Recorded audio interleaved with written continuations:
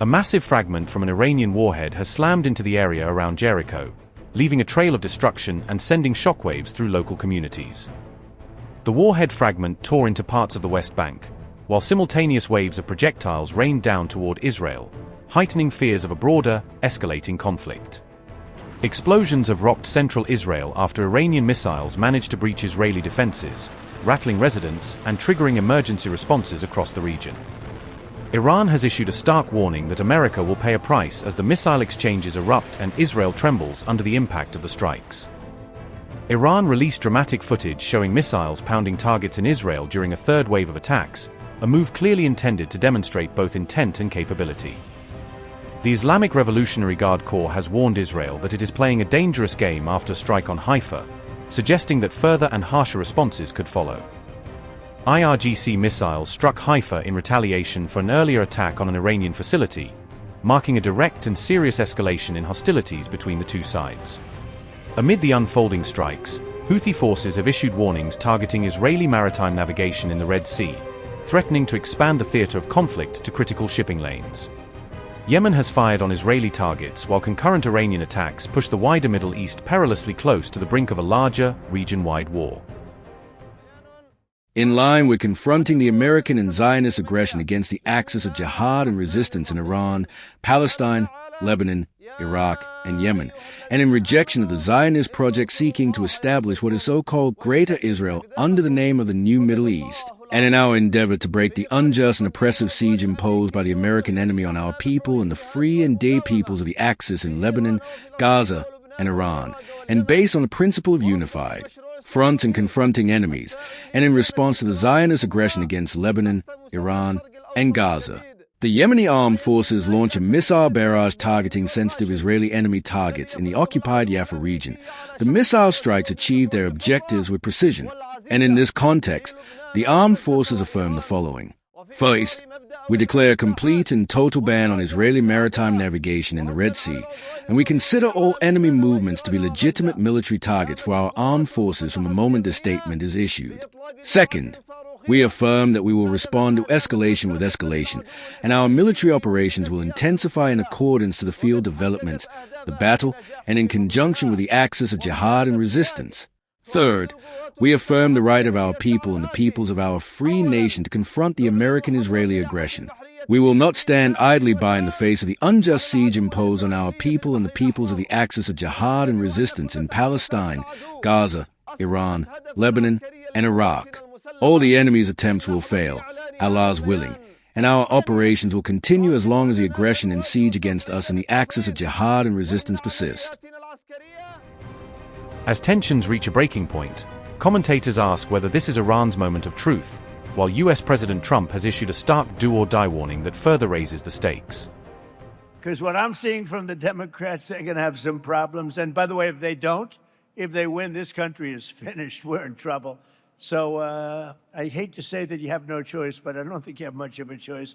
These are some very sick puppies that I'm looking at that are running for office. And on the other side, I call them the Democrats, D-U-M. You take out the B. A lot of people don't know dumb has a B. You take out the B, and you change the E, you put the U, and you have a Democrat. But their policy is just outstandingly bad, and it's really bad for the farmer because we were having record stuff, and then we had to put out a fire. We had to extinguish a nuclear weapon, a capable nuclear. This was going to be a very capable country that was going to have a massive nuclear presence, and we weren't going to let that happen. Nobody wanted that to happen. And we've largely finished that, you'll see. One way or the other it's finished. It's either finished with a piece of paper or finished a more difficult way, although you could say a much easier way. As you know, with Iran, they have no Navy. 159 ships in 4 days. Even Ken is impressed by that. 4 days, 159 ships at the bottom of the sea.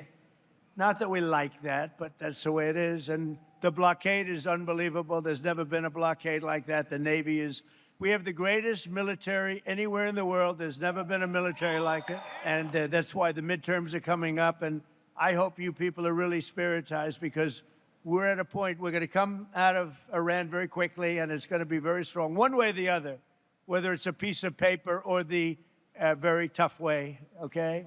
The very tough way is maybe the easier way, but we're going to come out and your fertilizer prices are going to go way down, just like they were 4 months ago. Your fertilizer's down, your energy's down, your oil, your gas is all coming way down.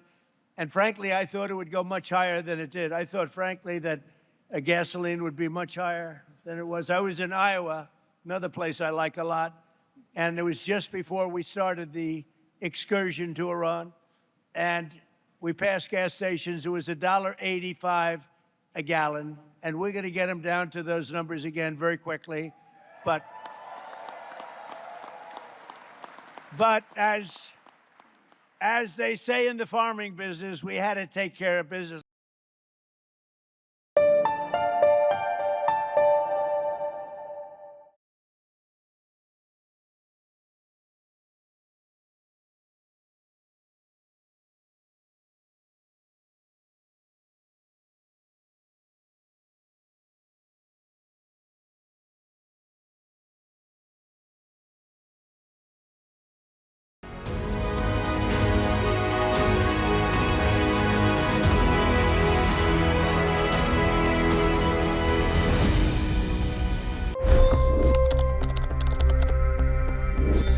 $25 crore गरीब गरीबी को परास्त करके बाहर निकले।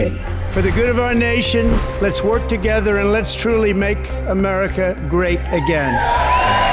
The fastest news breaks. Requested PM saying that you will have to speak to Putin and to Zelensky. The biggest newsmakers. The relationship with India is probably the most important bilateral relationship the U.S. will have for the rest of this century. The capital delivered quite an election result today. Expert analysis. The million-dollar question today is how to stop this dance of death. Ground reports. I'm standing at the crossroad of the Kumbh Mela. Behind me are more than 100 entry guards. Long-form interviews. Exclusionary politics is reflected in Manipur case as well. You don't bother because this is a small state. Deep dive into burning issues. It's often said DRC could be the richest country in the whole world. It's because of what sits underneath. Why exactly did the US topple the Sheikh Hasina government? HD videos. We don't just break news, we break it down.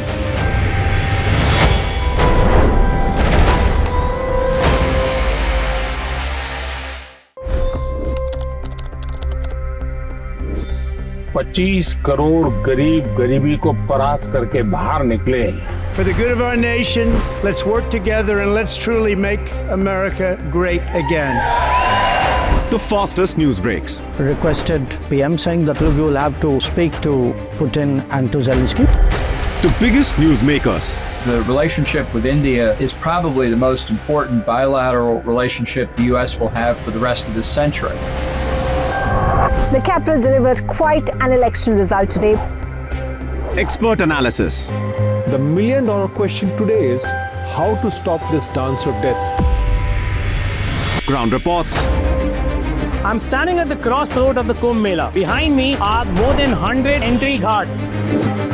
Long-form interviews. Exclusionary politics is reflected in Manipur case as well. You don't bother because this is a small state. Deep dive into burning issues. It's often said DRC could be the richest country in the whole world. It's because of what sits underneath. Why exactly did the US topple the Sheikh Hasina government?